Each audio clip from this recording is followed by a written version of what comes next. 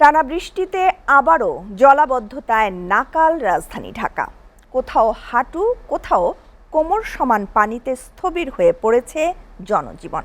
সবচেয়ে বেশি বিপাকে পড়েছেন অফিসগামী সাধারণ ও নিম্ন আয়ের কর্মজীবী মানুষরা। শাহরুল ইসলাম রকির প্রতিবেদন। টানা বৃষ্টিতে ঢাকার প্রধান সড়কগুলো যেন এক একটি নদী, কোথাও হাঁটু, কোথাও কোমর পানি। এতে ব্যাহত হচ্ছে যান চলাচল। কোথাও ইঞ্জিন বিকল হয়ে মাঝ রাস্তায় দাঁড়িয়ে আছে প্রাইভেট কার, কোথাও আবার সিএনজি আর মোটরবাইক ঠেলছেন চালকেরা। গন্তব্যে পৌঁছাতে রিকশায় গুনতে হচ্ছে দ্বিগুণ ভাড়া। চলাচলে এক প্রকার নাজেহাল অবস্থা। পানি কোথাও কোমর সমান, কোথাও হাঁটু সমান। রিক্সাওয়ালাদেরও চালাইতে কষ্ট।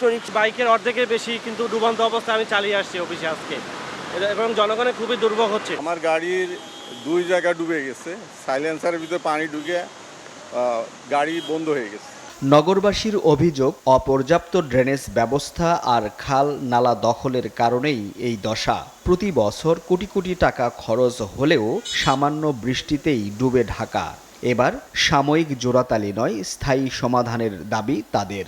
থেমে থেমে বৃষ্টি হওয়াতে নিম্ন আয়ের মানুষ, অফিসগামী লোকজন আমরা অনেক বিপদে পড়ে গেছি আসলে। আর আমাদের যে ড্রেনেজ ব্যবস্থা না থাকার কারণে এখানে পানি, জলবদ্ধতা, এটা ঢাকার আসলে নতুন কিছু না, সচরাচরই এটা থাকে। 2 ঘন্টা বৃষ্টি হলেই ঢাকার রাস্তাঘাটগুলা পানিতে ডুবে যায়। অফিসগামী মানুষ অফিসে যেতে পারে না, এবং আমাদের বাচ্চারা স্কুলে যেতে পারে না, কলেজে যেতে পারে না। জনজীবনে একটা অস্থিরতা বিরাজ করে। কিন্তু আমরা যদি আমাদের যে খালগুলা, ড্রেনগুলা, এটা যদি আমরা সঠিক সময়ে সুন্দরভাবে ড্রেনেজ করতে পারি, এবং আমাদের খালগুলা দখল হয়ে গেছে, এই খালগুলাকে যদি আমরা দখলমুক্ত করতে পারি, তাইলে কিন্তু এই যে আমাদের জনদুর্ভোগ, এটা থেকে কিন্তু আমরা রক্ষা পাবো। এদিকে আবহাওয়া অফিস বলছে, বায়ুর প্রভাবেই এই বৃষ্টি।